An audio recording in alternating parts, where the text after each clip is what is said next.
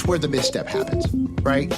That's why I believe that in this Cena story arc for his farewell tour, the misstep happened behind the line of scrimmage. This misstep began way before we get to Brock Lesnar, and we've been trying to make up yardage ever since. Welcome to the Lariat Lounge. This is the home of smart takes, hard hits, and real talk. I'm your host, Everson Godfrey, co-host Andrew Skeens.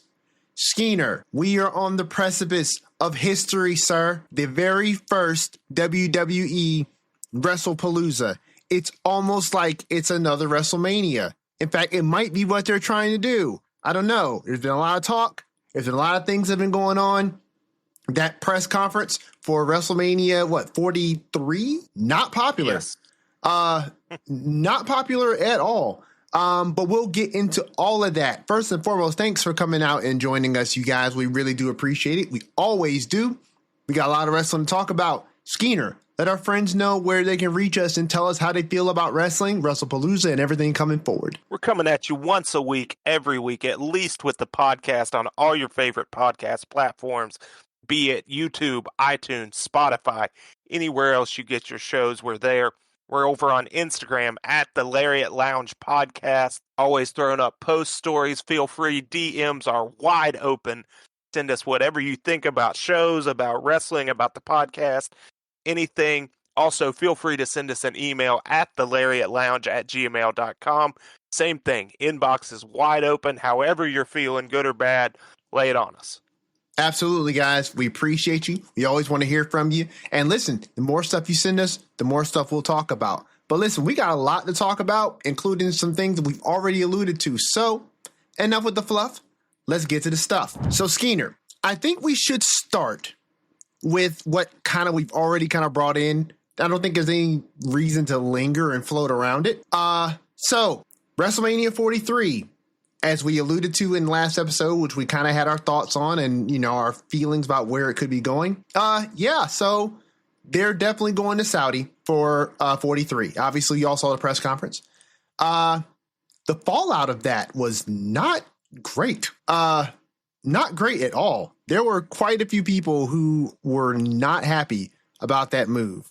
And that has kind of been something that has been kind of floating around in the atmosphere. And WrestlePalooza, I don't know if you heard this, Skeen, maybe you did, but I heard a rumor that WrestlePalooza, they're hoping to make this a big event going into the future as a way to either supplement WrestleMania in the event that WrestleMania goes overseas or out of the country, or to have this be an event that can be sent out of the country in lieu of sending WrestleMania out of the country. I'm not sure if you heard about that, but it's something that I heard, and it seemed to kind of make a bit of sense when I thought about just the general idea of them kind of ramping this card up to try and sell it.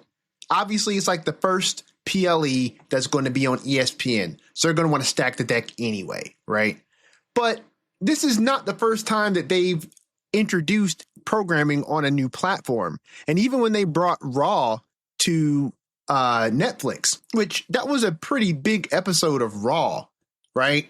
It wasn't this big. And, this is, if I'm not mistaken, I could be, but this is the first time in recent memory that WWE has debuted on a new platform for their PLEs. I believe the last time that happened was when we made the transition away from PLEs on the WWE network to Peacock. But I don't think they did anything major to denote that. I think they just had their first event that was broadcast over Peacock. But this has been way bigger of an event from a matchmaking standpoint to a publicity standpoint than any other PLE that is kind of debuted on a new platform or application. Have you heard anything about like that? Like with WrestlePalooza kind of being a supplement for WrestleMania going forward in different demographics, and what do you think about the card so far and how big this has been built as a new PLE, A, and then B, a new PLE on a new platform? So I hadn't, granted, for the last week or so, I've been on a little vacation / trip home, so I haven't been as tuned in to the internet ramblings as I would be typically. But no, hadn't heard anything about, essentially building this up to be, WrestleMania 1B or however we want to phrase it succinctly. Good. I guess good idea to have something like that. Another gigantic spectacle showcase throughout the year. The timing would make sense if they leave it here about half the year or so away from WrestleMania, so you could have adequate build. We'll see. We'll see what they do. Honestly, I think this has been built well, promoted well, on the level for me with, it feels about the same, honestly, to me, maybe a little bit less big than Raw and Netflix did. I think they did a lot of stuff for that, a lot of press, loaded that show up. It's a little different when you're promoting the first episode of Raw versus the first, PLE. Obviously, you're going to have more matches, less non-in-ring segments on a show. Right. So you can do a little more. They're building this card up big, and there's some big stuff on there. To me, nothing has screamed out that, hey, we're really trying to make this thing super huge. But that's just my take. I mean, I can see it the other way too. Yeah. But yeah, and maybe it's me being a little quote unquote tuned out. Yeah. As this approaches, but yeah, I actually haven't got as much of that vibe. Yeah. To be quite frank. No, I feel you, man. I don't know. I feel. So the weird way to describe how I feel about it, in comparison to what you said, was opposite but equal. So opposite in the sense that I don't feel like the build for this has been very big at all in comparison to something like what they did with Netflix, right? I think they tried to go big with this. Then we're on the same page. Yeah. Okay, so yeah, I think they tried. I think Netflix was way more grandiose and promoted, but I think that's, I don't know. They're selling their flagship that's going to be there every week, and now I get like ESPN's the home for PLEs, but I feel like it's not quite as momentous of a change, like Raw going from cable TV to a streaming service weekly. Like that's huge. That's landscape shifting. This is just frankly taking PLEs from one streaming platform to another. No, and I get you. And I think that's why I started with the opposite but equal, right? So that part I don't disagree, right? I think that with regards to the match card that they've got here, I think WWE has done a really abysmal job of hyping this, promoting this. I don't think they've done a very good job of building a lot of these matches. Some of them, I think they've done a pretty decent job. And even those that I think they did a decent job with, I feel like they could have done more. I don't think they did as much as they could to really kind of add to the level of gravitas of some of these matches, particularly one in specifically, which is the Punk, AJ Lee, Seth Rollins, Becky Lynch match. Despite the fact that if I'm looking at the match card right now on WWE.com, and if I'm reading from the bottom up, which is what it looks like the match card order is probably going to be, you're probably going to have the undisputed WWE Championship match going on as the main event. I would say. Yeah, I think so too, right? Yeah, given the announcement that we now know Lesnar and Cena are going to open the show. Okay, so they are going to open the show. Okay, yeah, so this match card. I think that was today. At least I saw it a few hours ago. Cena and Lesnar are opening the show. Okay, so Cena Lesnar are opening the show. I don't, as much as I think the biggest pop of the night or the most watched match of the night is going to be the the mixed tag match. I don't think that's going on last. I think the match that's going on last is Cody versus Drew. And like you said, with John Cena and Brock Lesnar going on first, I definitely feel like Cody and Drew are going on last. But if I'm looking at what you build as your main event for WrestlePalooza, this brand new PLE, first one on ESPN, Cody Rhodes versus Drew McIntyre, I think has been very poorly booked. And go ahead. No, I was just going to say, I think it's just been poorly booked. And I know that part of that is because of Cody's filming schedule. Yeah. I mean, Cody hasn't even been here. And, yeah, right. And this speaks more to like everything overall. Okay. All of this build or like you said, absence of build kind of points to what we said and we kind of thought when they first announced this was that this seems like weirdly just thrown together. Yes. Because we got an announcement that, WWE PLEs are going to this ESPN service, and that's happening, and the ESPN service is launching next year. Right. And then like a couple weeks later, they're like, nope, never mind. WrestlePalooza, PLEs there immediately. Service launches today. Go have fun. And we're like, whoa, okay. So it just feels to me like then they had to, throw all this stuff together. And like, oh crap, Cody and Roman are filming a movie. What are we going to do? Who knows? Can we get Cody back for 2 or 3 days in there and squeeze him into a match in one angle? Because it's weird. He just like, he comes back in time for, I mean, I guess we got two shows. He comes back on Smackdown. We got another one coming up. But that's what it seems like all of this was. Yeah, it seems like it's shoehorned in. It's very, which has really hurt the build. And I have no doubt that we're going to sit there and watch and looking at this card like it's going to be a great card. But you're right, the build has felt lackluster, and I think that's because this thing just seemingly popped out of nowhere. Oh well, yeah. Well, and listen, everyone. And Cody is not the only one, right? When you look at this card and you look at the way that this card has been built, there are at least, there are 2 matches on this card that have been properly built. That is the 2 tag matches.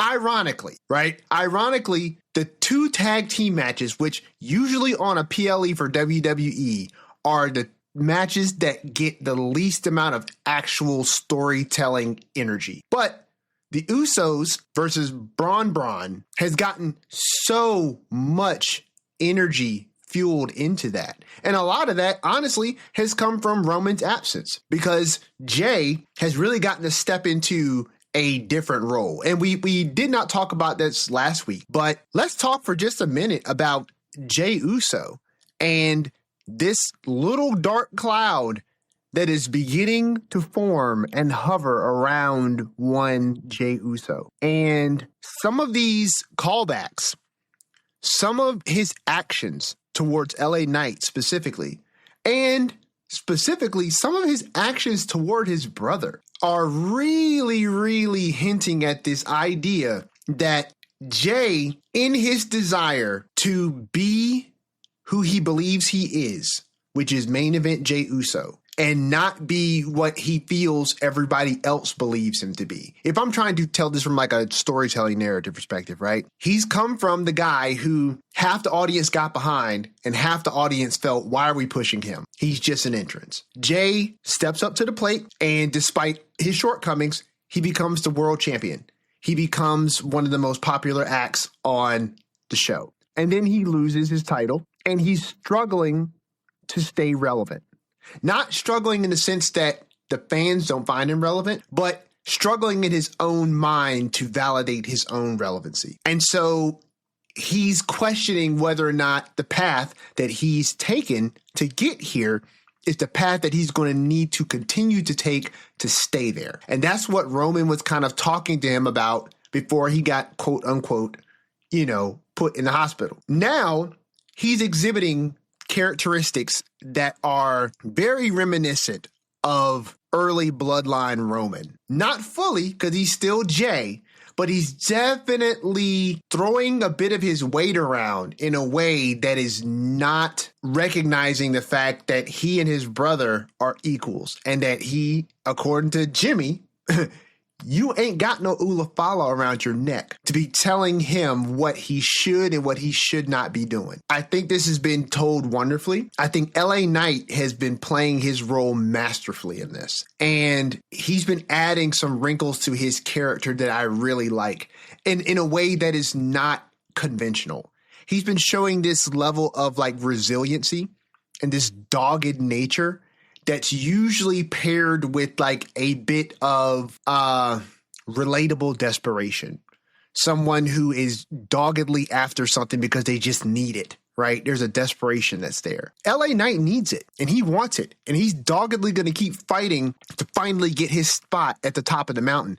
But he's doing it trash talking the entire way with a whole lot of attitude and not taking a lot of crap from anyone. And it's his way of doing something that is very classic, which is being that underdog, continuing to fight despite the fact that he never wins the big one. And I've derived all of that without even mentioning Braun Breaker and Bronson Reed and how great they've been as foils for Jey Uso, Jimmy Uso, and LA Knight. Skeener, how are you feeling about our first tag team match on the card, the Usos versus Bronson Reed and Braun Breaker? Very, very excited. First of all, I mean, obviously when these four get in the ring, it's going to be incredible. You've got one of, if not the best tag team of all time against two of these hot younger stars that are coming up that we've heaped praise on week after week. I think it's going to be an excellent match. But you talked about the story, and especially as it relates to this new more tribal chief-esque side of Jay. You outlined it perfectly, so I'm not going to rehash that. But yes, just this tapping into what Jay now believes may be necessary to kind of keep himself where he is, or to regain the top spot that he lost. And I think it's definitely a twist, a turn here that I didn't see coming, but this is really good. As soon as a couple weeks ago Jimmy said to Jay, "You sound like Roman," I was like, this is going to be good stuff. This is going to be good stuff. Mm-hmm. And then this week you have we've talked about it before, how the least interesting stories you can tell in wrestling sometimes are that all the good guys get along and they're on the babyface team, and all the bad guys get along and they're on the heel team. Yeah. But now we've built this tension between Jay and LA Knight, and we can explore that. And just because they're now two quote unquote baby faces and good guys, they don't have to get along, and we can see that they can have some real issues. And that it just opens up so many more opponents and interactions for everyone to have, so that you don't have to just play the same song over and over. And that's what we've credited WWE with, is for, as long as we've been doing the show, has been the ability to open up all these different avenues that they can drive the car down. And this is another one that I think is going to be good. It gives two top talents something to do when they are not fighting for the title. Yeah. And something that feels consequential and has some meat behind it. And I'm all for that. I agree. I couldn't agree more. I think this match is going to far exceed expectations. Just because I think all the components in here are great. And yeah. I'm enjoying the fact that, honestly, I'm enjoying the fact, too, that Jimmy is getting more screen time. I think he's one of those people who, if you are a fan of professional wrestling and you follow professional wrestling in a way that a fan would, not necessarily like an insider or someone who's all up in the dirt sheets, but you just enjoy wrestling and you enjoy appreciate the people who put the shows on. Jimmy has had his struggles, and it's in those struggles that eventually had the company separate Jimmy from Jay during the early days of the bloodline. And that is what kind of put Jay in the position of main event, Jey Uso, the right-hand man of Roman Reigns. And that was kind of the catalyst for putting Jay in a position to be successful as a singles competitor. Jimmy has had his struggles over the years, and it seems like, from a human perspective, it seems like he has kind of gotten his life on track, and that's good. And I'm really glad that WWE as a company stuck with him. And he had a little bit of a slow start, trying to kind of get his footing as a singles competitor. His new music didn't quite hit as hard as the old Usos music. And then, of course, when Jay got the revamp version of the Usos music, and that took over everything, right? For me, as an entrance person, it was very difficult to not compare the two and, think, Jimmy did not get a really great version of the Usos theme song. But although to be said, Jimmy has shown some legs, and he showed some legs when he was dealing with Jacob Fatu, when he was dealing with Solo, and just how he could kind of be his own person and play his part in a story. And that's what he really needs to be able to do. That's what Jay did for a long time with the Bloodline. And though Jimmy was there for sure, and he played his part, Jay was much more of a distinctive character playing his part in the majority of the Bloodline story arc. So it was good, and it was nice to see Jimmy getting to play his distinct role in Solo versus Jacob in the later days of that. And then to have Jimmy come over to Raw and assist his brother. It's been nice to see them back together. And it looks like we're going possibly into a program in the maybe not so distant future with Jimmy and Jay. And I think that would be a wonderful thing to revisit, because I don't think we really got it the way we could have got it before. But yeah, this will be a really great thing to kind of keep an eye out on. But I think the match is going to be phenomenal. So putting you on the spot, Skeener, who do you think is coming out on top in this match between the Usos and Bronson Reed at WrestlePalooza? I am going to go with the Bronze and figure there is some sort of LA Knight involvement that leads to the unfortunate demise of the newly reunited Usos.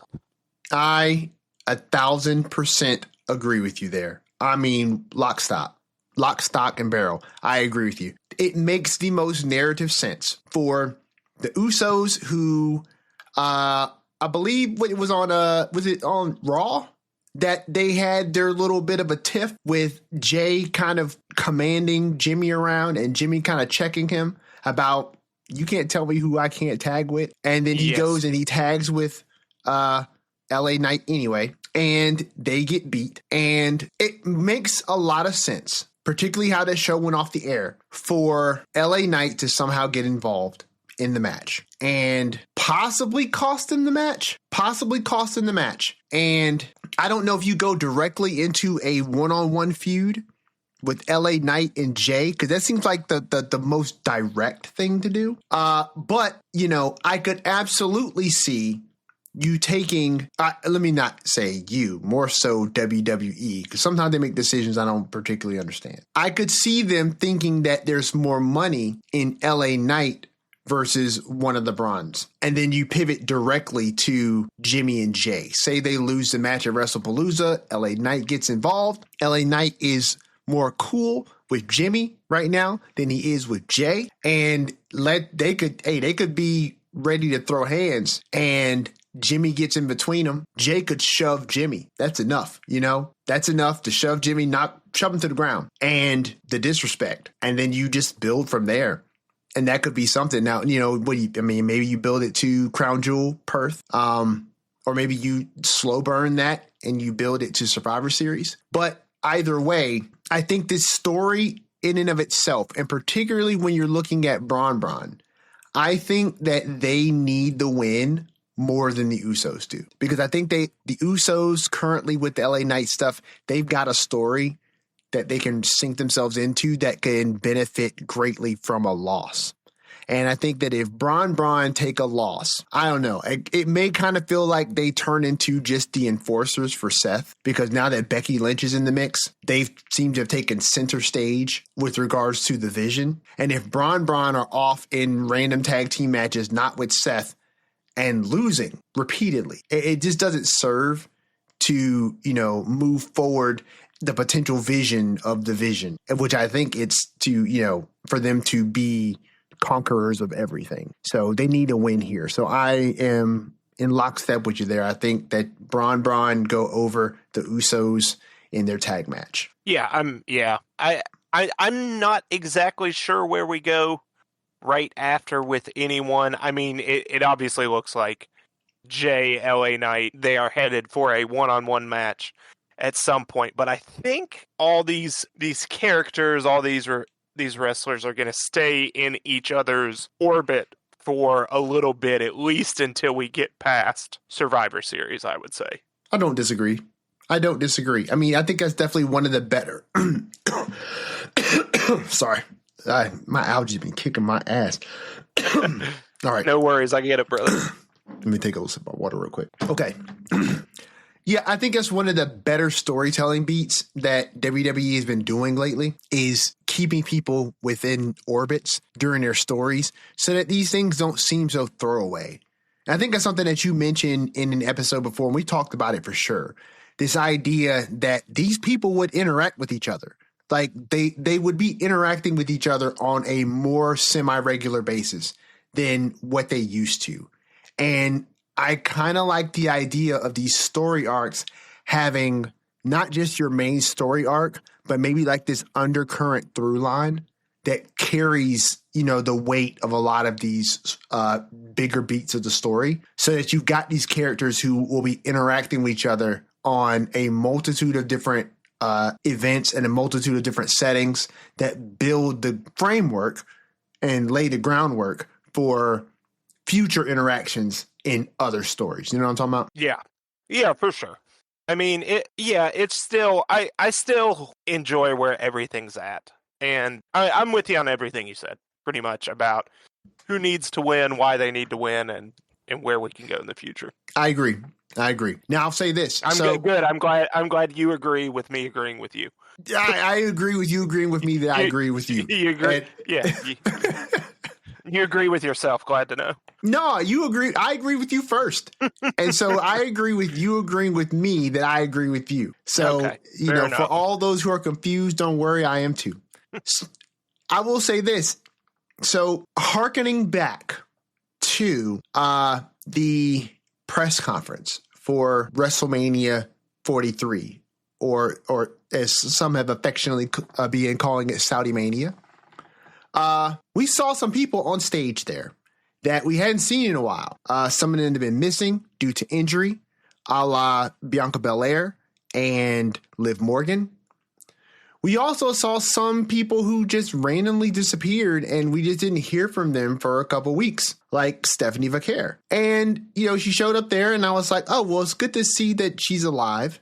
And, the hope is that she's not injured. Well, and then, we get Stephanie Vaquer in a backstage segment with Adam Pearce and Io Sky. And that is the face-to-face that we get prior to their Women's World Championship match at WrestlePalooza. I feel of two minds about this, right? On one hand, and I'll start with the negative first, and then I'll land on the positive because I think the positives totally outweigh the negatives here. On one hand, why has Stephanie Vaquer been missing? I don't necessarily need to know any private details about someone's life. If she has had some things going on in her life, she's had some things going on in her life, and that is her business. It's just jarring when you take someone. It's just jarring when you take someone who you've had on the programming regularly, and then all of a sudden they're just gone. There's no explanation for where they went. They're just not on programming anymore, and they are gone for a couple weeks. and then they just pop back up all of a sudden.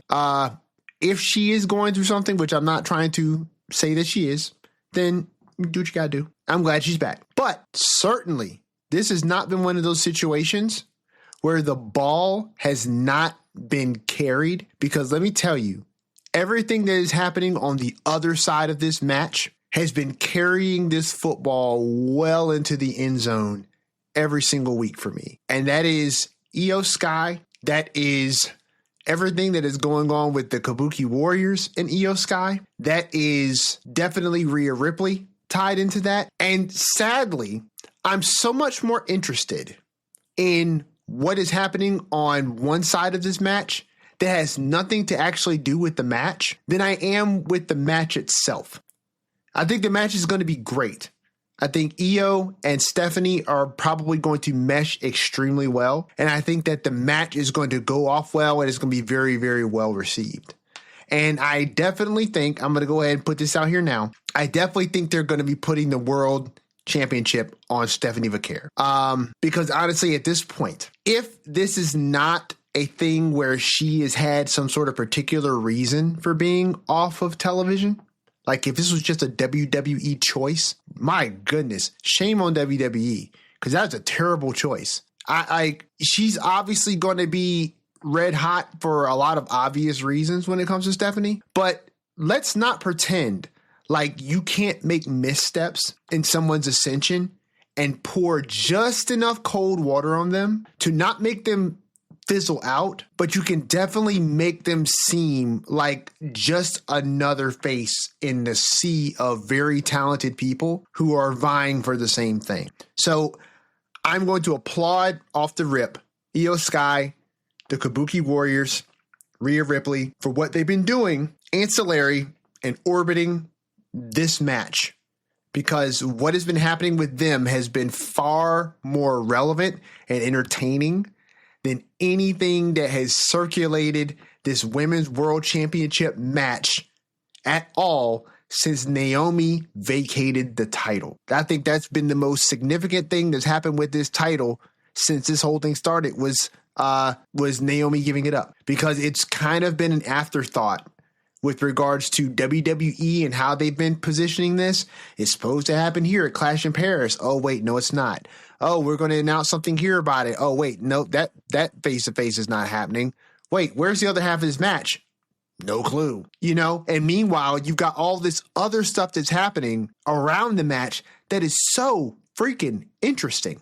You know what I mean? Like, I'm almost more interested in understanding what's going on with Asuka and what's going on with Asuka and the Kabuki Warriors, and how does Rhea, factor into all of this. And the Kabuki Warriors with Asuka and their general presence around everybody else on the roster, because they're so freaking interesting. And then there's this match, which in my mind, it just kind of embodies what WrestlePalooza is.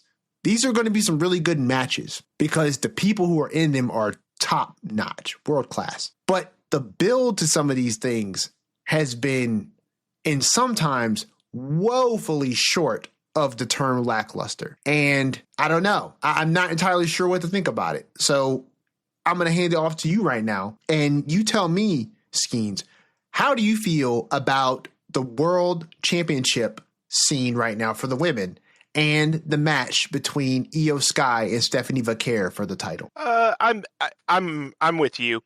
There's not much of a World Championship scene because we don't have a champion. It seems like they still have been scrambling on what to do there without a champion. Yeah, it's been weird, the frequency and when and how Stephanie Vaquer shows up. I'm with you. I can't imagine she doesn't win this match unless something very, very strange happens. And I'm with you too. I've been vocally very involved and invested in the Asuka, Kairi, Io, Rhea dynamic, and we've gushed about that a lot. And yeah, that's been the more consequential, the more fleshed out, the more honestly worthy story and character development at this time. So yeah, I mean, there just hadn't been a lot of heat behind this. We get I think 2 backstage segments, and we get a little bit of a handshake face-off in the ring after Stephanie beats Kyrie this week. I think I take it as a good sign that before Io comes out, she had to essentially call off Asuka from getting all up in Stephanie's business. So seems to me like after this match, there's going to be a place in that story, even if it's not a starring role, a supporting role for our new champion, which I don't think is a bad thing. I know some people think, oh, well, you crown her champion, she's already playing second fiddle to something else. But I don't think it's a bad thing to involve her in a hot story, if that's what they do end up doing. Because frankly, I don't know where else Stephanie fits in, and who she fits in with, and who there is to for her to wrestle and interact with. If not them. I mean, I'm sitting here trying to think, and I can't come up with anyone. Everyone else on Raw in the women's division seems fairly occupied, unless they go ahead and do a Nikki Bella rivalry, which I guess they could do, but we'll have to see. And I am a hair, maybe disappointed's not the right word, and we'll see how it plays out. But if this is the crowning ascension of Stephanie Vicaire to the top, it almost feels underwhelming in a way, because there hasn't been much build and much, she hasn't fought for it that much. Right. And I'm not saying that, I don't want that to be taken as like, hey, this woman hasn't worked hard. But like on the screen, we haven't seen her do anything and face the adversity. So it seems like the moment may be slightly more hollow than it should, but we'll see how it plays out. No, I get you. There hasn't been a lot of face time to turn in or trade in for this moment. And oftentimes that's where that energy comes from for those moments, is they've traded face time in for us to invest in order for those moments to kind of matter. And Stephanie has just not been present for that. And obviously that doesn't appear to be her fault. They don't get to choose when they go on air. So, that is a WWE decision. And it's what makes me question WWE sometimes. And it's what makes me kind of like reach into the bag of certain things, not in a speculative manner, but just in a curiosity manner, because I want to give the benefit of the doubt, right? Like, it's very clear they think of her as a gigantic star. Oh, because for sure. Otherwise she's not on the stage for the Saudi WrestleMania announcement. Right. They don't think of her in that ilk. But yeah, it's just kind of odd. And like, you were alluding to, it's hard to really want to see someone finish the story if there hasn't been a story to start with. Correct. And I think that you're right as well, that the smart decision is to bring her into this already fledgling story. And I think they already have in a lot of ways, because Rhea has already called her shot at being next in line. And, if Stephanie wins it, they've already had interactions, Stephanie and Rhea. And so it's a good place to go. And, Rhea has had some time away from a title picture, and having her in this other picture as well, which will not necessarily have the title around it, we'll be able to give her a bit more nuance and depth. Plus, I've said it before, and I'll say it again, and I mean it with all the respect in the world, but it's the truth. The language barrier matters. And Stephanie will be served so much better if she is in a feud where she does not have to do all of the talking. Now, you're going to be falling on Rhea mainly, and if they're still dealing with the Kabuki Warriors, you're going to be leaning very heavy on then Asuka, and then in order, Io, and then Kyrie. But Asuka has been around here long enough, and Asuka's English is pretty good. And so, when she wants to turn it on, she can turn it on. And between her and Rhea and Io, I think that the story is in good hands, because Stephanie's English is good too.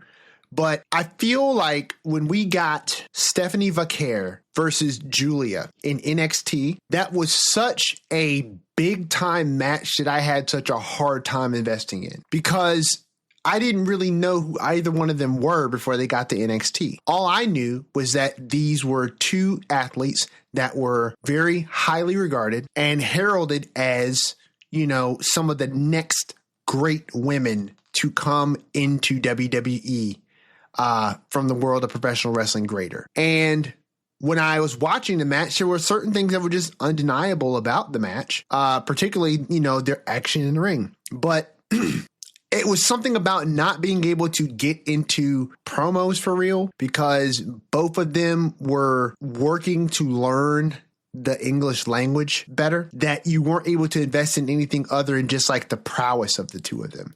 And I think maybe that works on a certain level, but when you're really trying to sell something, you know what I mean? Like, it's, for me anyway, it's hard to do with subtitles. And it does limit what you're able to do, which is part of the reason why I believe firmly that they put Kiana James with Julia, is to help out in that department. Now, has it helped? I don't think so. I don't think so, because I don't know how much added value Kiana James is bringing to that equation. But I think that Stephanie here would be served very well to stay within the confines of a story that is so robust right now and kind of like brimming over with good story beats that WWE is honestly not even really tapped fully into yet.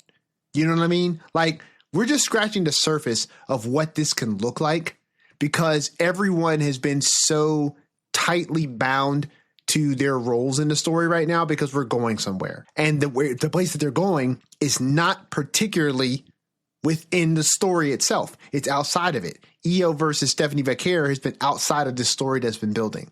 So everyone has kind of been on retainer and been like stuck in place until we can get through this story beat, and then chess pieces can start moving again. But even with that holding pattern, these characters have still been stellar, and the story has still been built really well.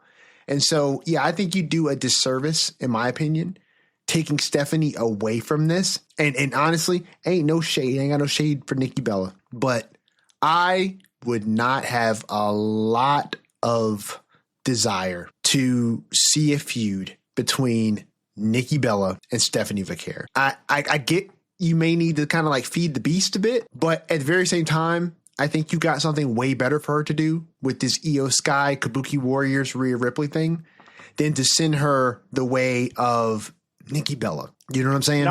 Not right now, and I don't think that's I don't think that is the best use of her and her character right now at all. Who, Nikki? No, Stephanie. Oh, I agree. I don't think we give her her crowning moment and then throw her into a solo feud with Nikki Bella that's not going to have any heat or investment to begin with, that will have to be completely built from scratch, rather than let her come into a story that's already developing, that has some gravitas there. Don't make it so hard for Stephanie starting out. I agree. Let her throw some screen passes, get a few easy completions.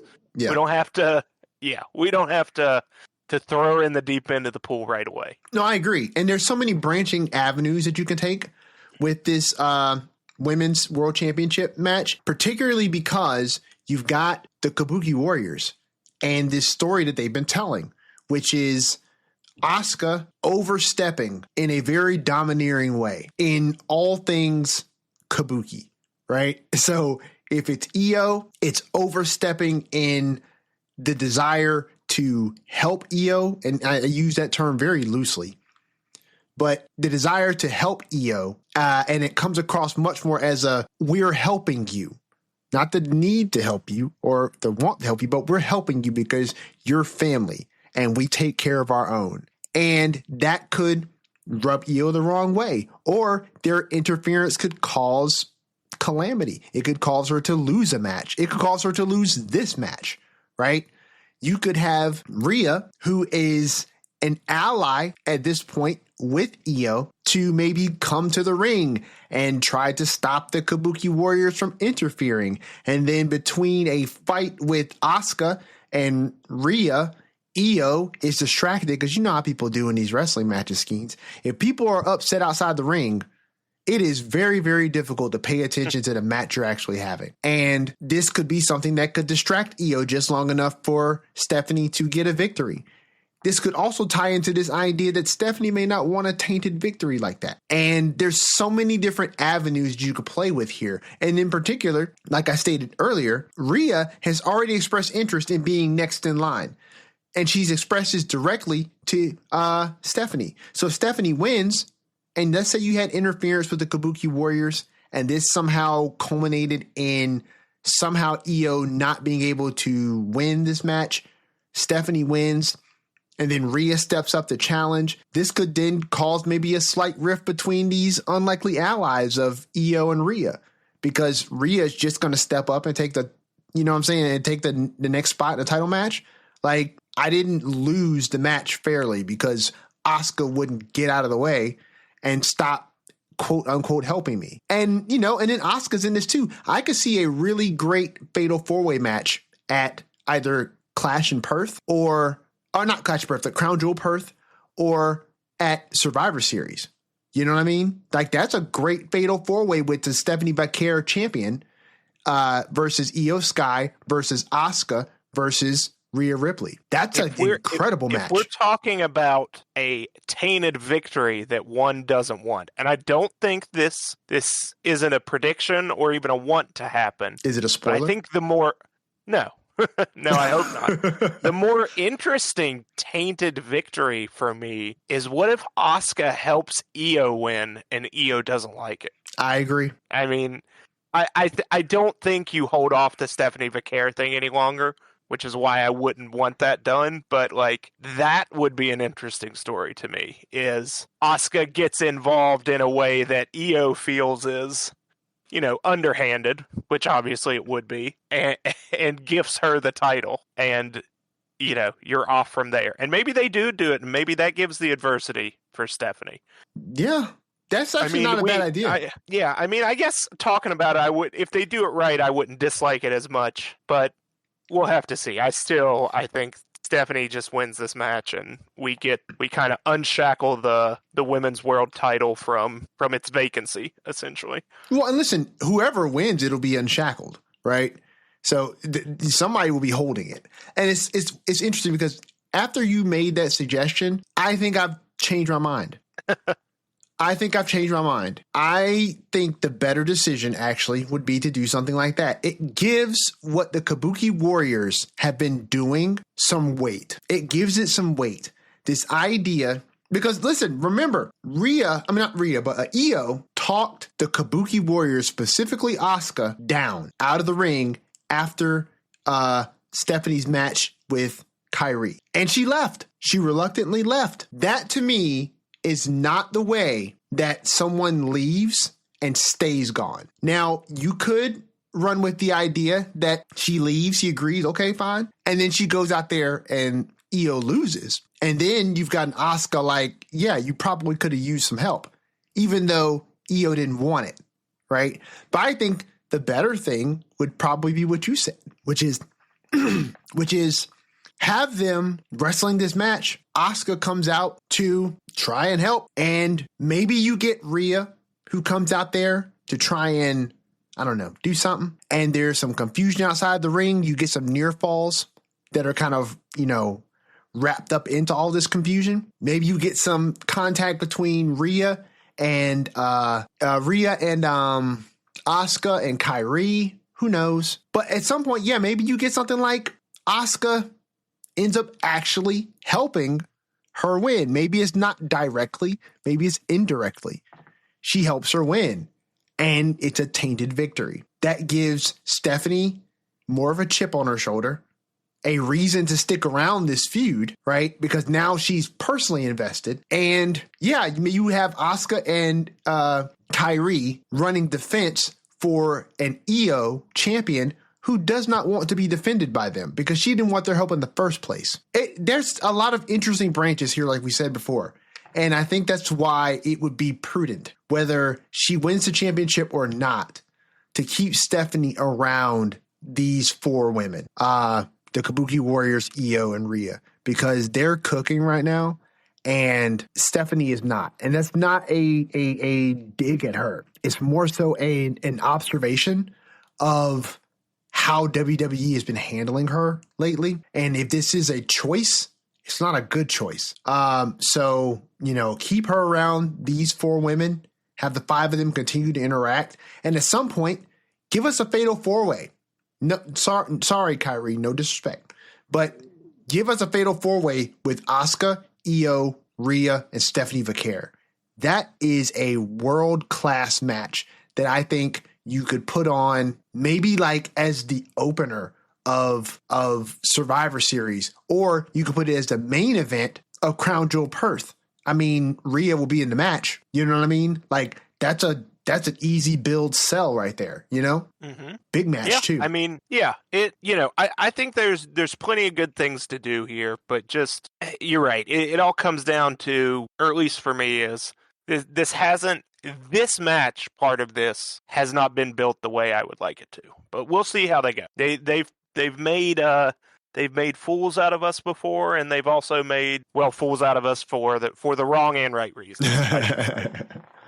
Very true. Very true. Sometimes both our faith and our concerns have been misplaced. So yes, 2 things can be true simultaneously, right? We can have 2 things that are happening that are opposite but equal. And we can have 2 things that are happening that seem the same. They could be happening for different reasons. And, sometimes the results could be different and sometimes the results could be the same. It's interesting because I'm looking at this card, right? And I'm thinking, okay, so where do we go next?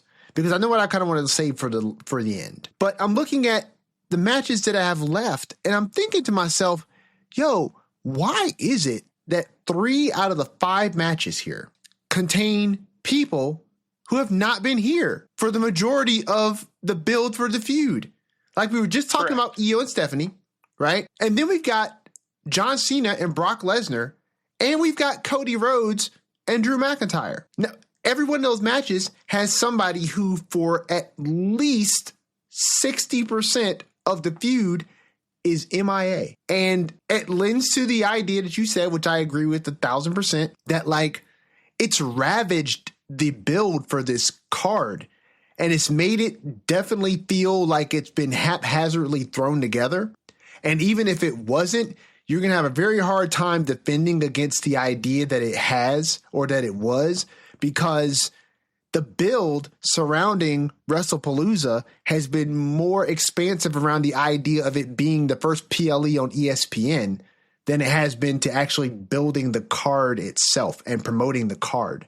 Because the matches that have been thrown up here, you'd have to feel and think that, like, if you had WrestlePalooza planned out 8 months ahead of time, you would have worked around some of this. You know what I mean? Like, you would have planned some of this out in a way that worked around people's schedules, because I guarantee you, Cody didn't just find out that he was going to be in the Street Fighter movie like 2 months ago. You know what I'm saying? Like Brock, you knew what Brock was going to do. You knew how you were going to try to book Brock. So why does it seem like you didn't know how? In fact, let's jump to that one next, because I have thoughts about Mr. Rip His Pants. And, you know, I'm not saying this was you, because it certainly wasn't you, but there were people who I heard from who were saying to me, just wait. Lesnar's going to show up on Raw and he's going to give the clarity that a lot of us online felt like was missing from this feud. I remained skeptically optimistic, and I reserved the right to be that way. But I was not hopeful. Because this is Brock Lesnar we're dealing with. There's a reason, despite the fact that he has gotten better on the microphone over the years in his full-time career. There's a reason why the majority of his career, however, he had management. And the managers did the talking. And the pairing of Brock Lesnar and Paul Heyman was magic. It was classical. In my opinion, nowadays, looking back on everything, it was second only to Roman Reigns and the Wise Man as Paul Heyman's best pairings. I think if I had to rank them, and this is not based on who I like the best, it's just on objectively who I think the pairings work best with. I think you would have to go with Roman and Paul. You'd have to go with Lesnar and Paul, and then Punk and Paul. And like I said, it's not because I like any of them any more or any less, but I just think that the impact that Heyman had with these pairings and how those pairings impacted the industry and the stories that were being told at the time, I think that's the way you have to rank those. And Seth and Paul is way too early to even judge, and he's currently not here right now. So it's hard to even count this right now. But there's a reason why Lesnar was paired with someone.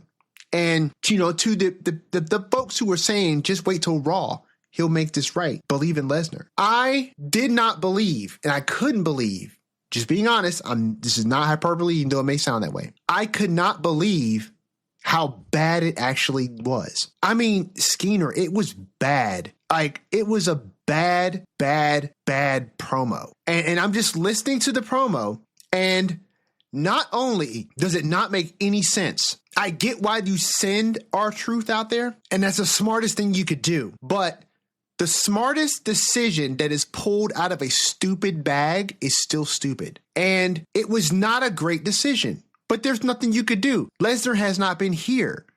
And despite how some people may feel about it, there is still some controversy around Lesnar. Yes, people are going to pop when he shows up.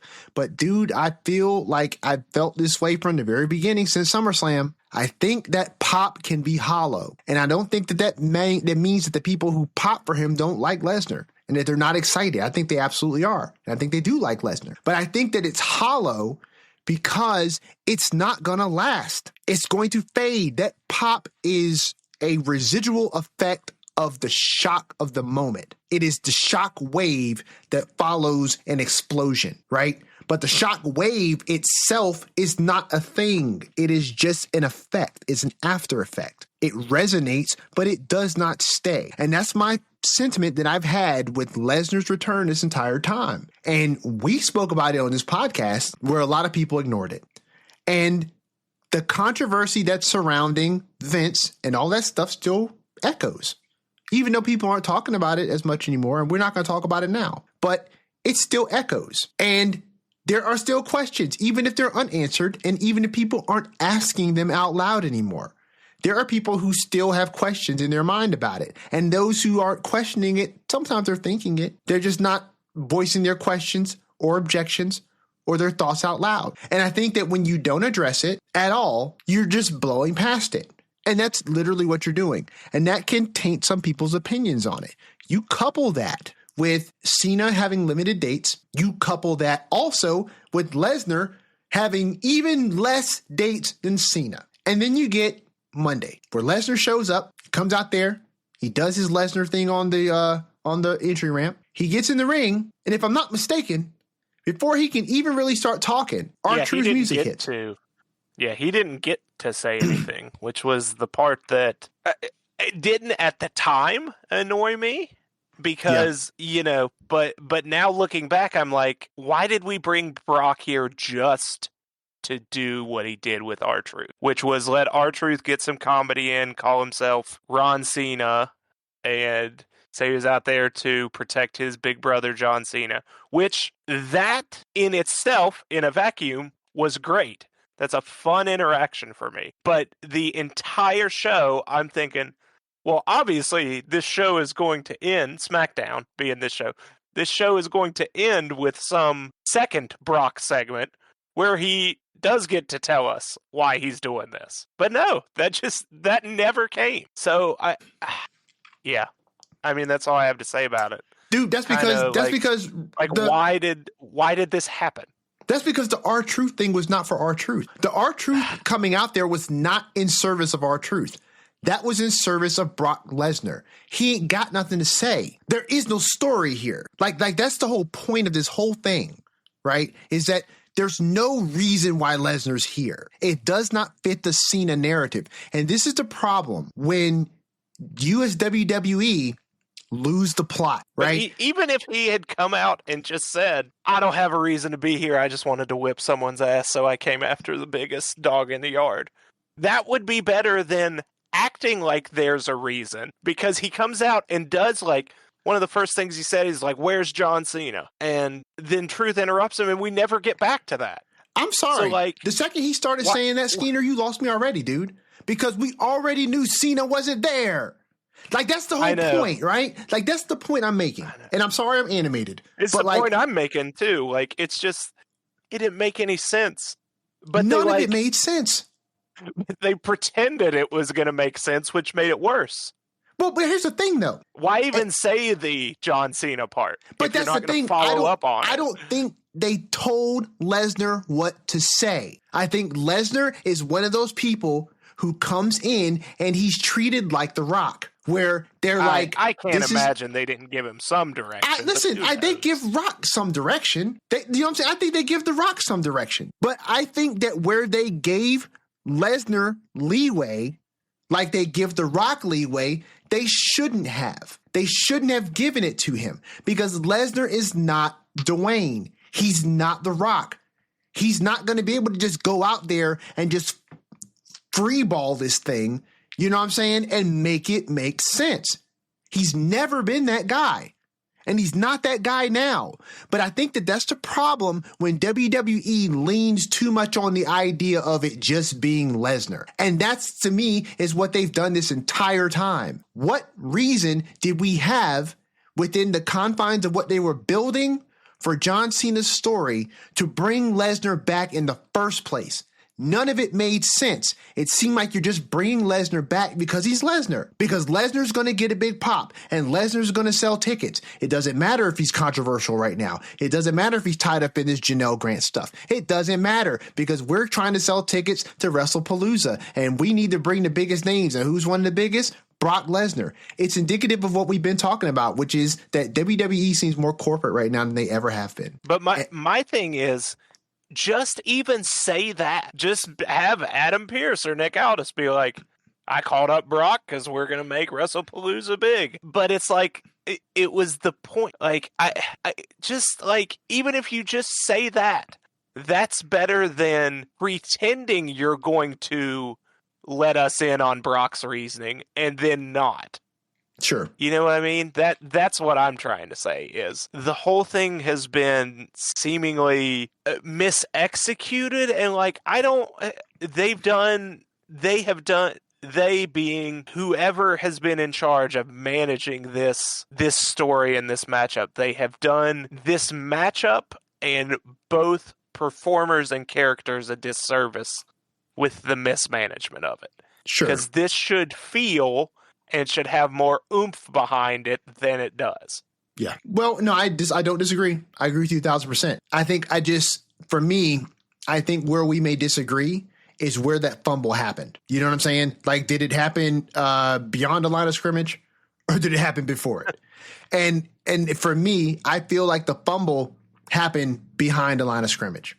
I think that this was fumbled. If you didn't have any sort of plan, I don't know. Even then, even if you didn't have a plan, you would have to think you could come up with a plan. But that's the thing. The problem is if you don't have a plan, right? Any step you take could be the misstep. You know what I'm saying? Like, it could be the misstep. And the misstep does not happen because fan reaction is bad, right? This is just my opinion. I'm not a wrestling expert, everyone. This is just my opinion. But this is my podcast. This is why I give it. In my opinion, the misstep happens when it does not work with the narrative that you are trying to tell in professional wrestling within a story arc. That's where the misstep happens, right?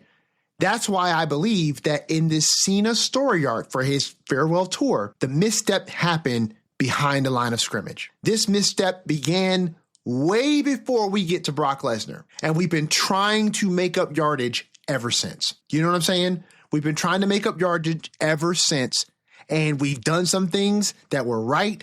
We were having a good drive, and then something happens. We have a jump cut, and then we're trying to figure out what happened. You know what I mean? And I think that that's what happened, if we've agreed about before, all the way up into SummerSlam. It's like you're making ground. You're building something, you're getting people invested, and then it seems like there's 10 minutes that was left on the cutting room floor. And we don't necessarily know what happened there, but somehow we're at this point. Okay, where do we go from here? Boom, Brock Lesnar shows up. My problem with Brock is that even if I'm trying to fill the gap in that 15 minutes of frame that was lost on the cutting room floor, it doesn't make sense to fit anywhere. Okay, let me try to be patient because maybe they'll divulge something on Raw. And this is what fires me up because WWE had opportunity after opportunity after opportunity to clear this up. And they didn't. They just didn't. I don't know why. I'm not pretending to know behind the scenes.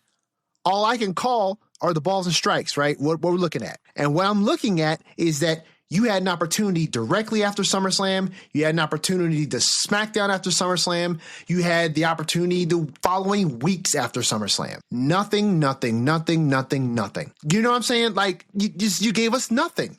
So then when Lesnar shows up again, what am I supposed to think? This is a repeat of SummerSlam. He jumps in again to F5 Cena. It's the same thing, rinse and repeat. So what am I supposed to think a week and a half before WrestlePalooza?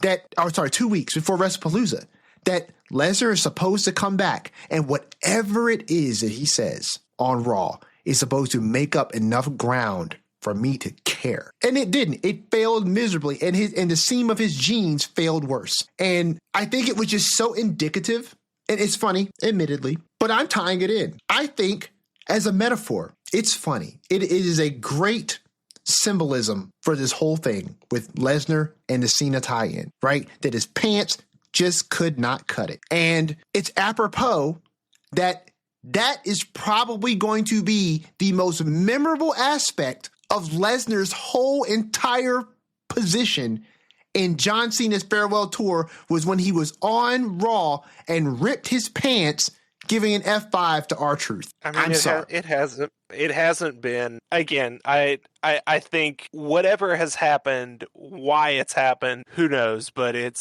has done a disservice to what should be a more anticipated and should feel more meaningful a couple days out from it than it does. I don't disagree. And we'll just have to see what happens in the opener, and then we'll talk. We'll be back with you next week to break down what happened, good or bad. We will do that. And listen, I'm going to tell you right now, guys. Listen, if you don't listen to Ring Rust Radio, the reference is probably going to go over your head here. But tune in because we love those guys. They have a great podcast.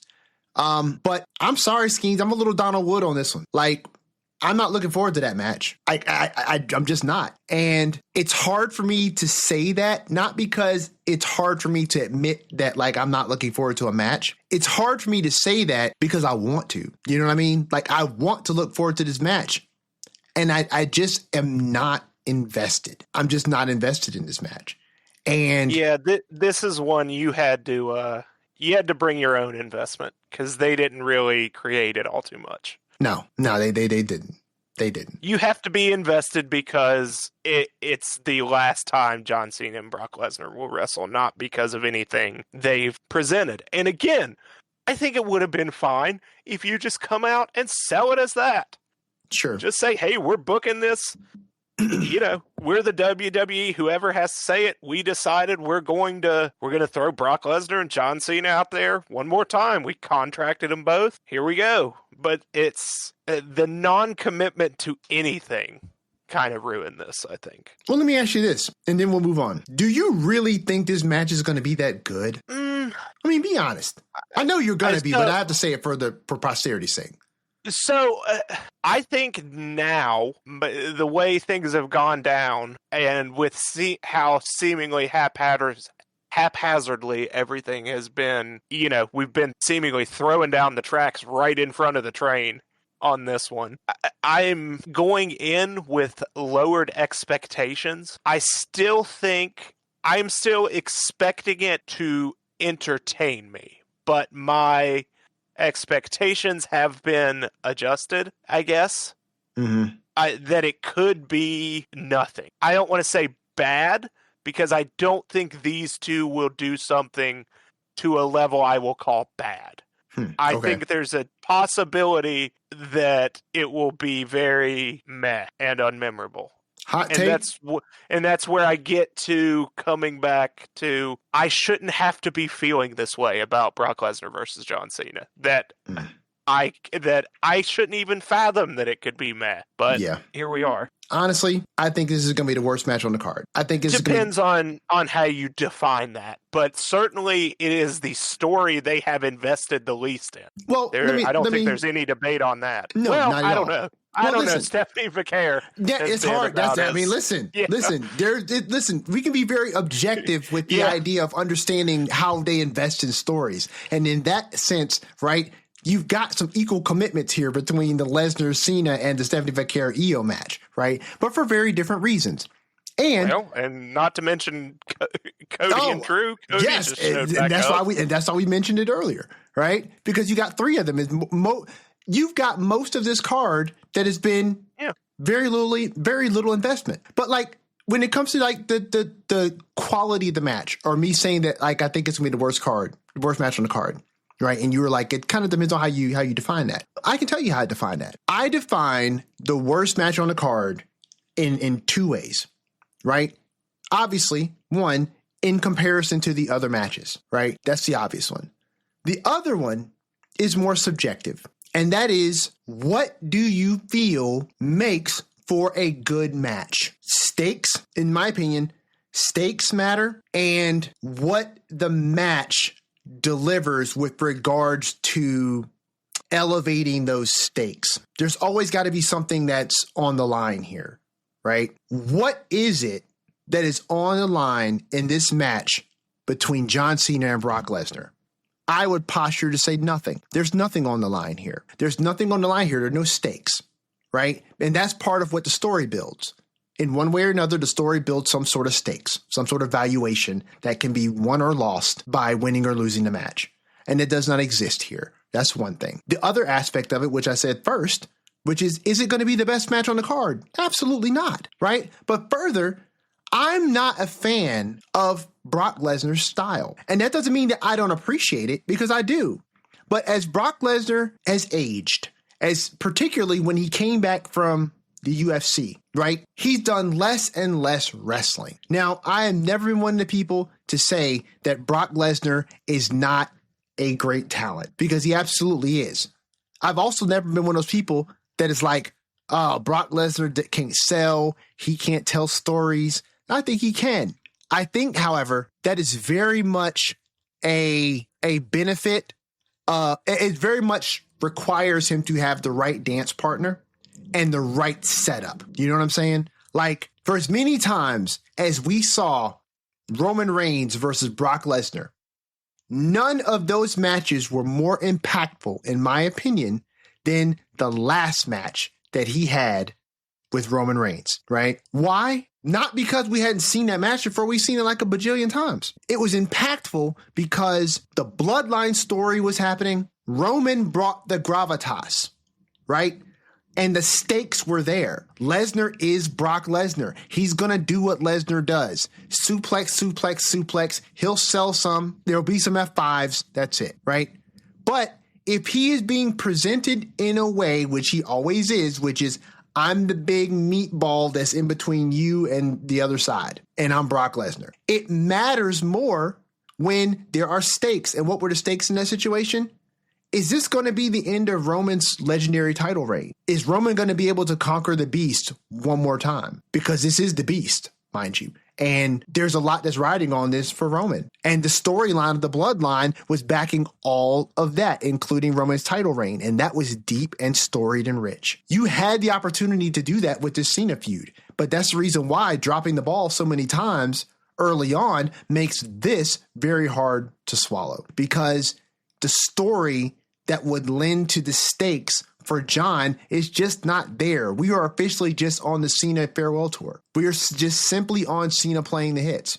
And I'm not saying I'm not enjoying Cena, but the story is not there to give the stakes here for this match to matter any other than the fact that it's just Brock Lesnar. And if it's just Brock Lesnar, if it's just Brock, then no, I am not excited for a bunch of German suplexes, a bunch of belly-to-belly suplexes, Lesnar getting up, sweating heavily, and then Cena getting some offense.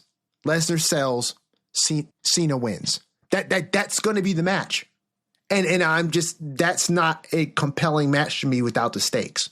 And so, in this one, I'm not here for it. Yeah, I get it. That's understandable. I think for me, it's still, it's salvageable, and there is a way this will entertain me, but you're right. And I think we'll have a good discussion probably next episode about this final phase of the John Cena farewell tour, because once you moved that title off him, you kind of lost a lot of the inherent stakes in anything he does, because it's hard to build lasting stakes beyond the innate awareness of the fact that, hey, this is one of John Cena's final 5 matches and now final 4 matches. Like, are we looking to the future that much when we know the end is right there? Because everyone at this point, everyone knows what you're doing, is that this is John Cena's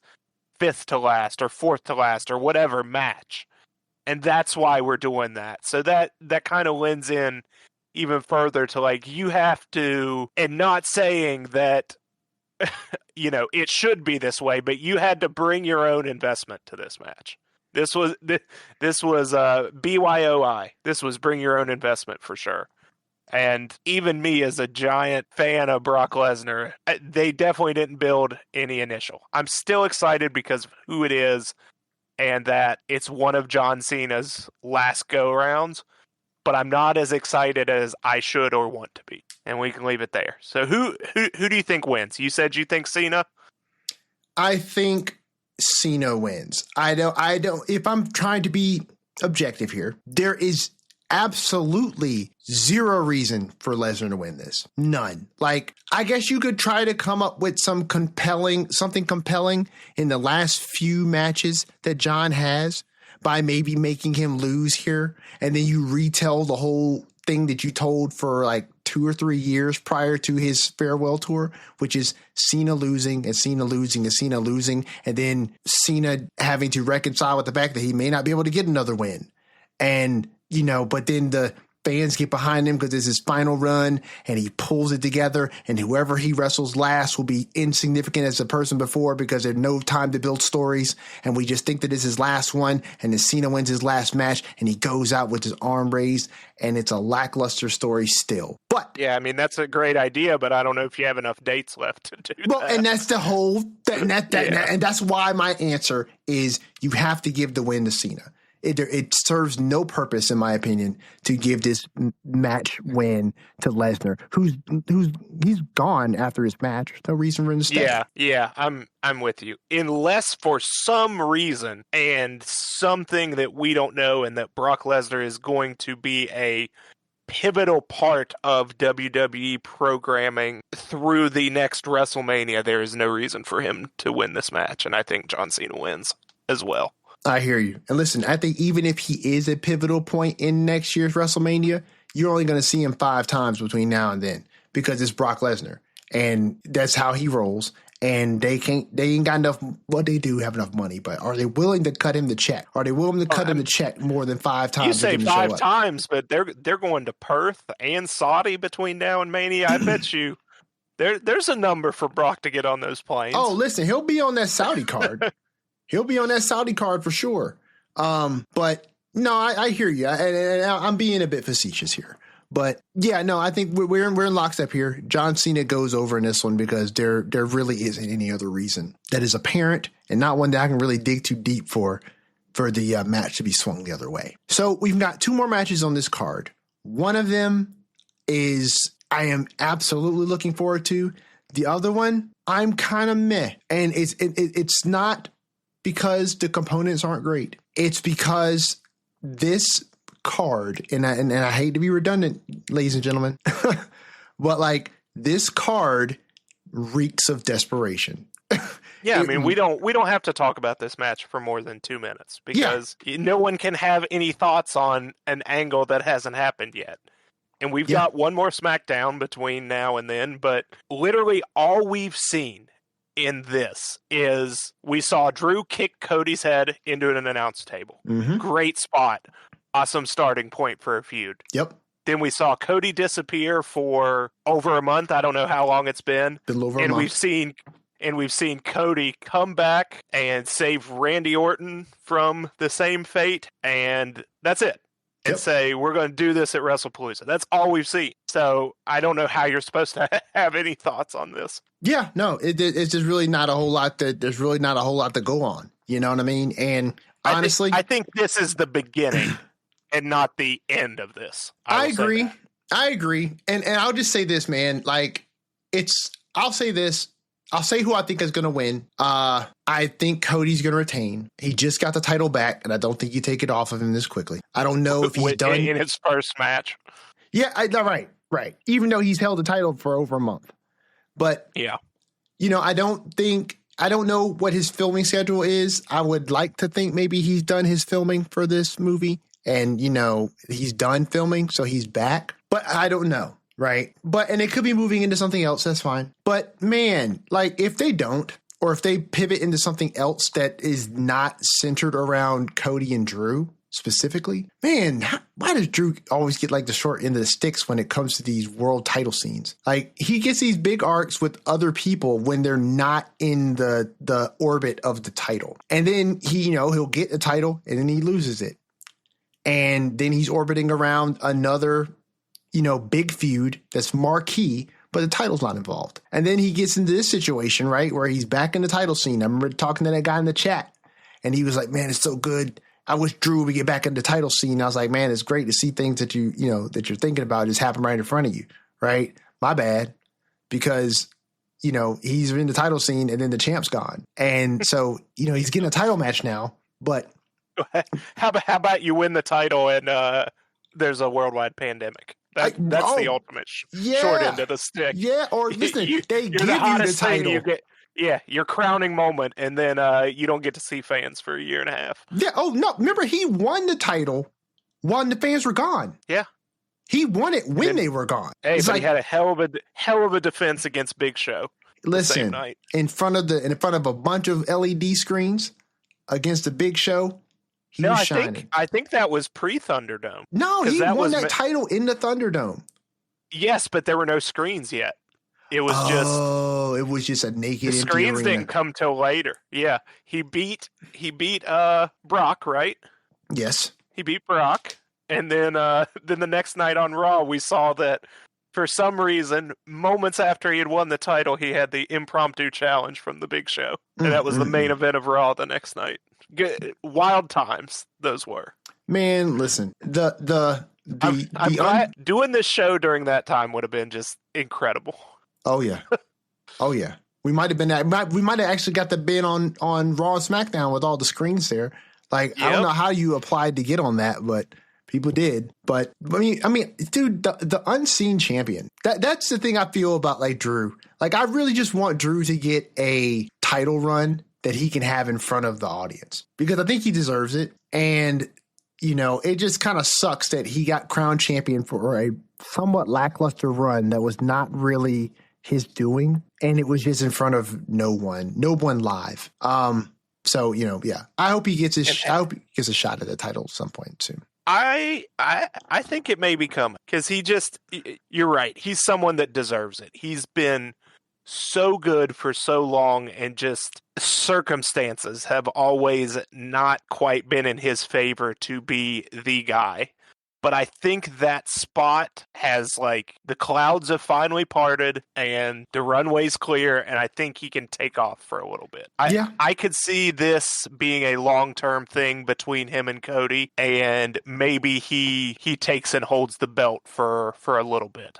I think I could see that. And I think I like it. First, I mean, obviously, I can't imagine they did that big injury angle with that cool Claymore into the announce table spot to just have Cody come back and then beat him once and be done. Sure. I think Cody is going to retain the title, maybe maybe it's a count out, maybe it's a disqualification. I think the ending here gives us something or some reason to go forward, and hopefully Randy Orton can kind of stay involved as kind of he saved his mentor from suffering the same fate, We know there's stuff to play on with Cody and Randy still. And that would be a heck of a triple threat down the road. Agreed. As much as Orton likes his protege, I think it would be great to have him be lurking and still kind of chasing after his own aspirations as well. But that's getting a lot ahead of where we are. I think this will be obviously good for what it is, but I think this is more of a jumping off story beat than a cap on the end of the story, obviously. I don't disagree. Cody's walking out with the title. I will say Cody wins the match and walks out with the title, but I wouldn't surprise me if he wins by DQ or something. Like Drew just annihilates him with some sort of foreign object. Yeah, I could see something like that. I agree. I think Cody goes over here, and I agree that this is the start of something else and that it does not end soon. I think that would probably be the best case scenario for all the parties involved, because I think Cody is still Cody, but if you followed Cody at all in AEW, Cody has a weakness, and that weakness is Cody. And I think that you can toe a very thin line between being the white meat babyface that everybody loves to being the white meat babyface that the kids love. And Cena had that problem, and I don't think that Cody is immune. And so I think if you start making booking decisions, WWE, and you start handling him a particular kind of way, I think you could begin to make certain cynical fans, not cynical, that's not the right word, but you make certain fans who are maybe not on board with the booking and maybe want something more from their stories a little jaded, and they may move on. So, having some wrinkles here, and particularly maybe leaning eventually into some things that we've always wanted to see. Like maybe give us Randy versus Cody at Mania. Like I would love that. Like let's start building that story, because they laid the seeds a while back, and start building toward that. Maybe that's where we go with this, where, you've got Drew in this feud for quite a while, right? And then you start seeing these splinter angles start coming off of that. And then it turns into this thing between Cody and Randy that culminates at Mania. That would be awesome. But, we got to listen, if you build it, they will show up. But they gotta start building it. So let's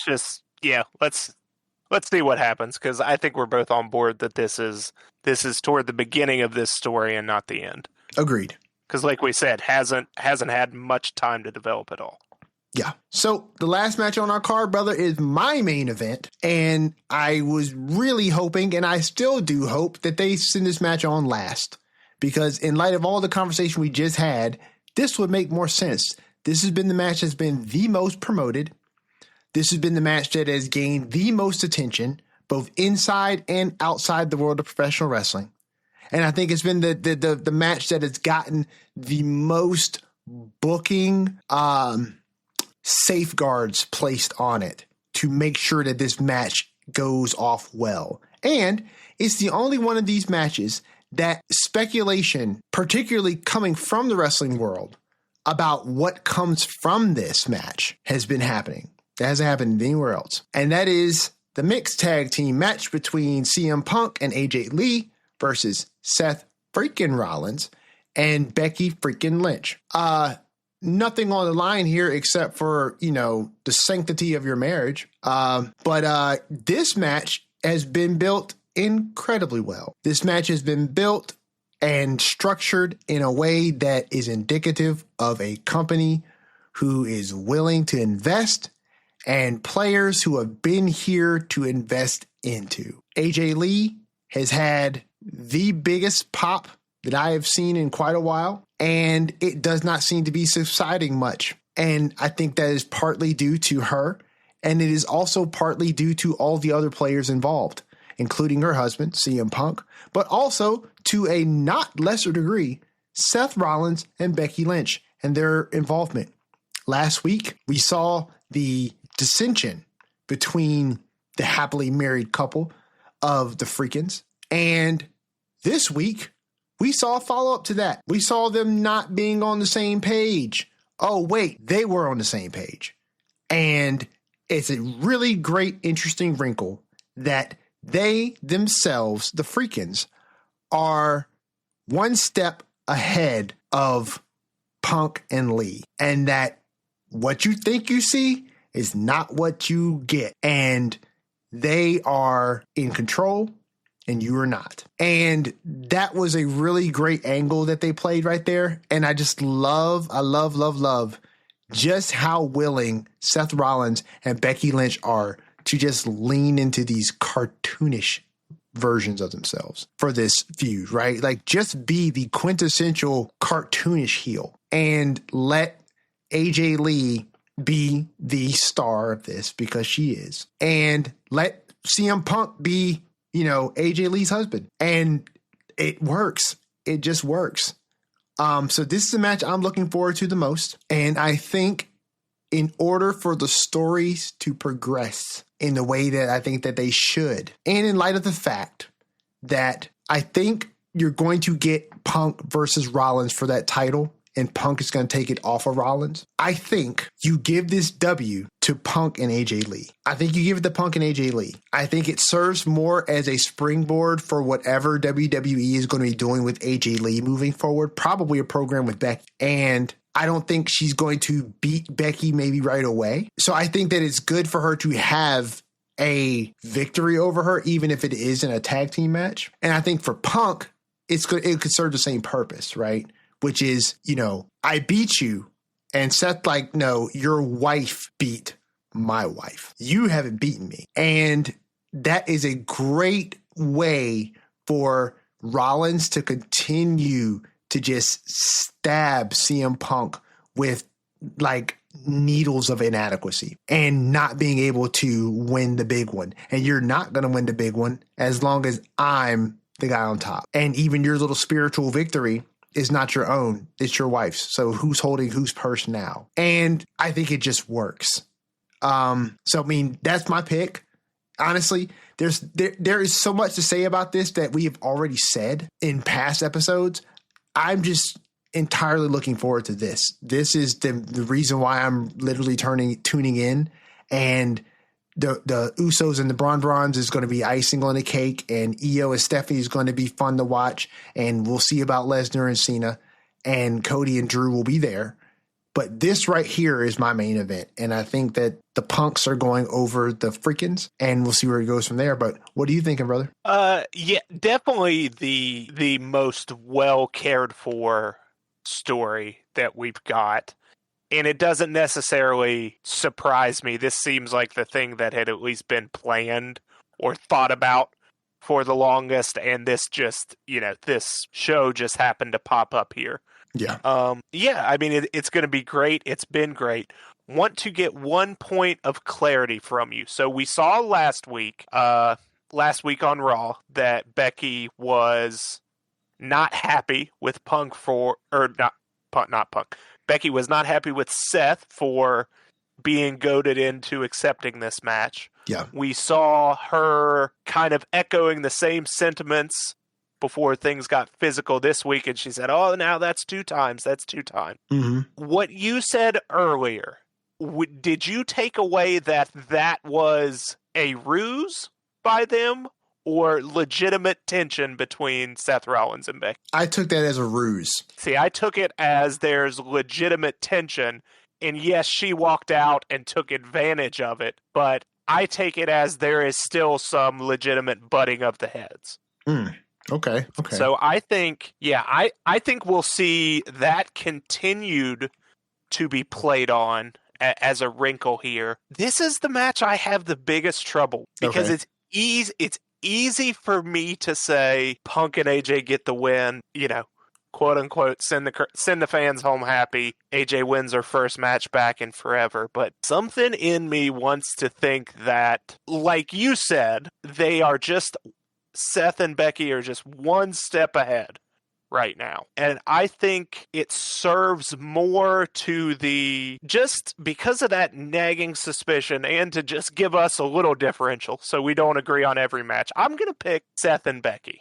Okay. And I think there's something that happens. It's gonna be a roll up with a grab of the jean shorts or something, and I think they're just gonna be one step ahead, and that gives us, some push forward that we don't end these interactions yet, because I think there is still so much interplay and things they can do with these four all together before we break it back, not completely separate, but break it back apart into Punk and Seth, AJ and Becky. I think you can get a little more mileage out of it. Maybe that's just me hoping that, but sometimes they like to pull these little swerves where the bad guys can get one up even though they don't need to, and it'd be easier to say just let the good guys win.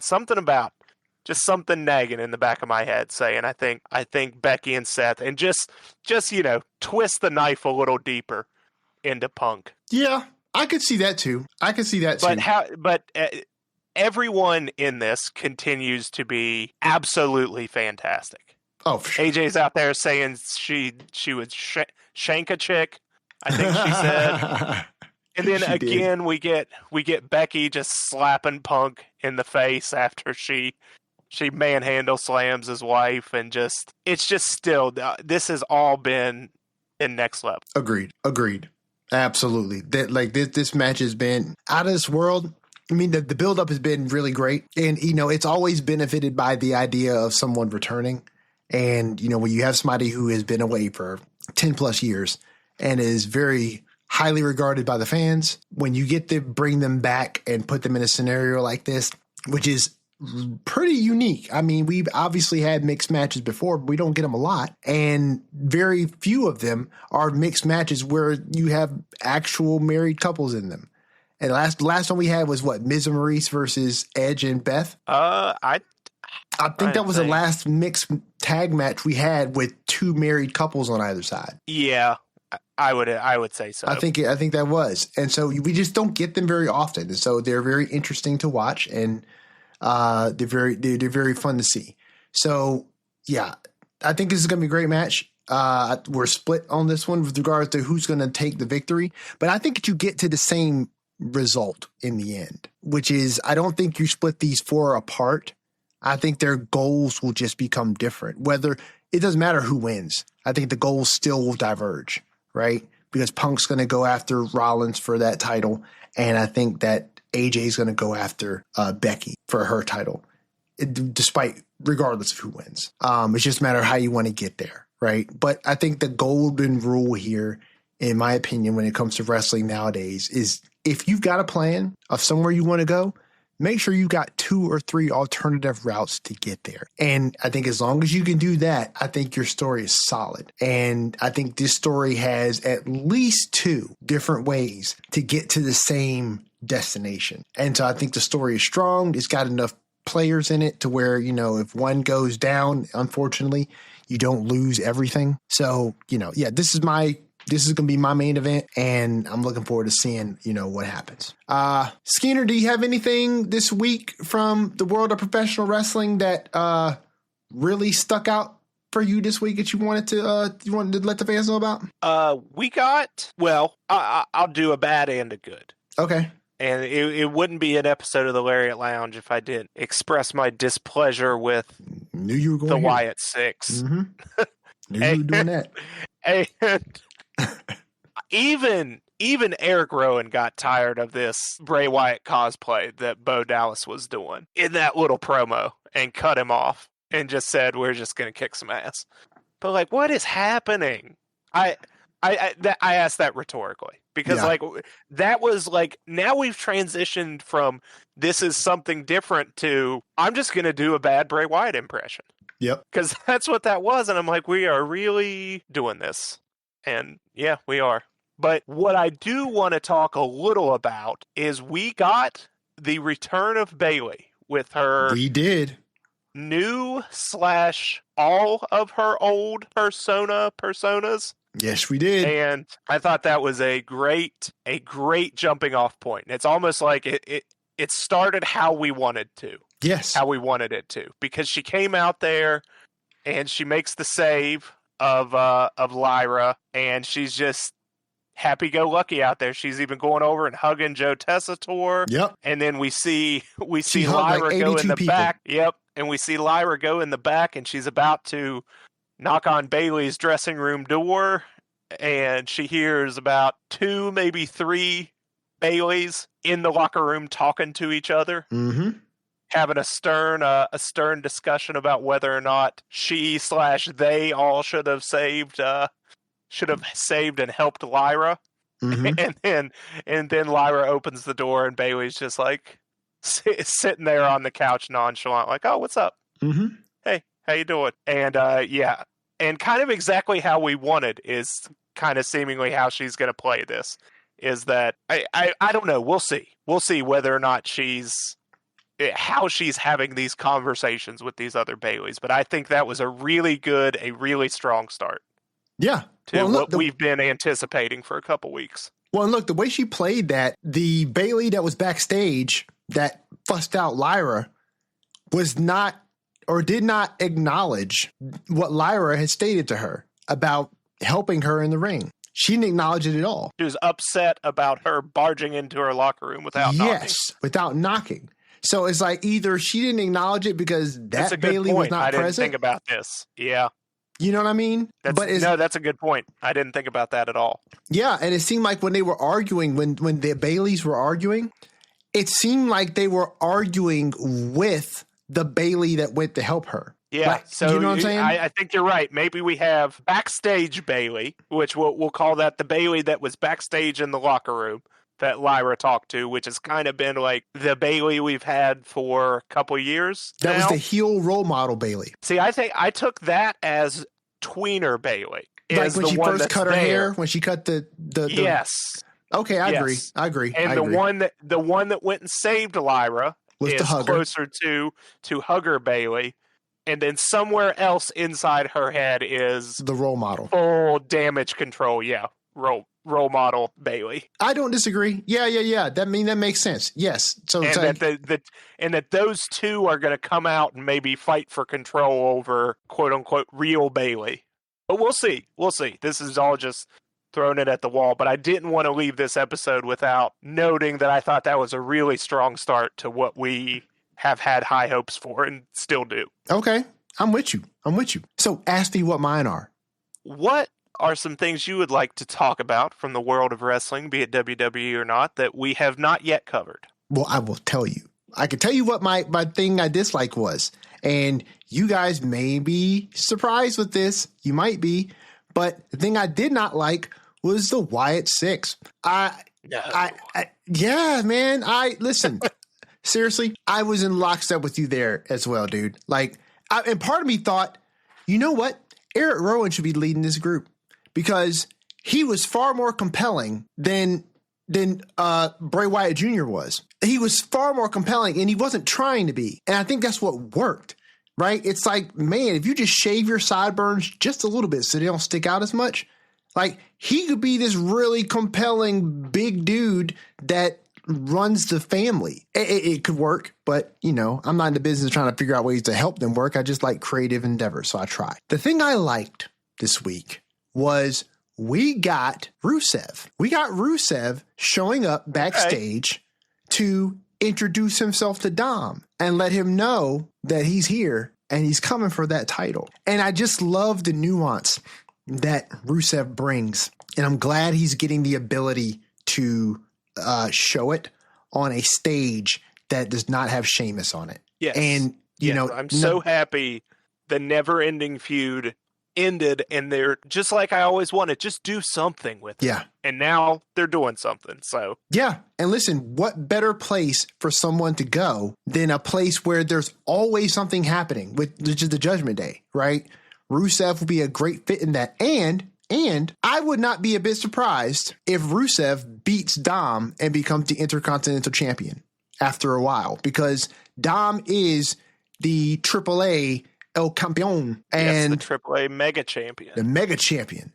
And, I think that they've been utilizing him in the ring recently more on AAA than they have on WWE programming. So I could see them giving Dom a decent stint as the AAA Mega Champion and have him lose that Intercontinental Championship to Rusev. I think Rusev is great, and I think that he is underrated. And I think that for someone his size and his build, I think he moves incredibly well and gracefully, and he's strong, and I think he looks the part. And all you need to do is really plug him into one feud with one of these big names. That's not Drew McIntyre. No disrespect, Drew, but I'm talking about putting Rusev on a stage with like a Seth Rollins, you know what I mean? Or like putting him on a stage against like a Cody, or putting him on the stage against like a Roman. Can you imagine that match? Like this Rusev versus Roman, and not right now? No, I can't imagine it. Because, we'll see.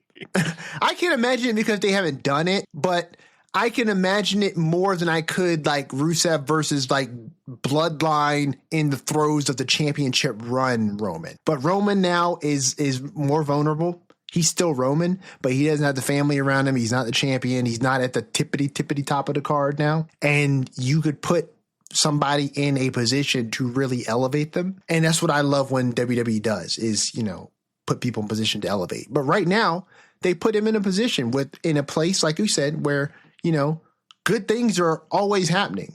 And, you know, that's the Judgment Day. And, you know, I love the fact that every week we put the fans in a good place where good things are always happening.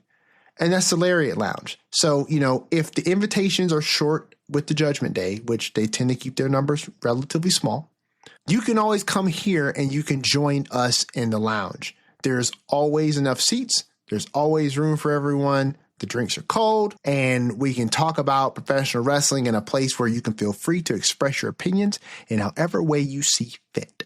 In order to do that, though, you have to know how to get here. Skeener, please give our fans directions to the Lariat Lounge. Well, once a week, at least every week, we're blasting out this podcast to you on all your favorite podcast platforms, YouTube, iTunes, Spotify.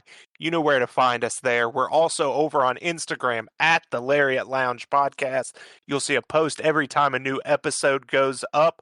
Story will be going up to remind you about Lariat Lounge Live for WrestlePalooza coming this weekend. Yeah. DMs are always open. Share your thoughts, ideas, questions, comments, concerns, hate mail, anything you want to send our way. DMs are open. Same applies over at the Lariat Lounge at gmail.com. If you're not a social media person, please just talk to us. We're not that unfriendly. No. So just shout out at us. No, and listen, I love your hate mail. Send that. That's my favorite kind. It's spicy like a jalapeno or habanero.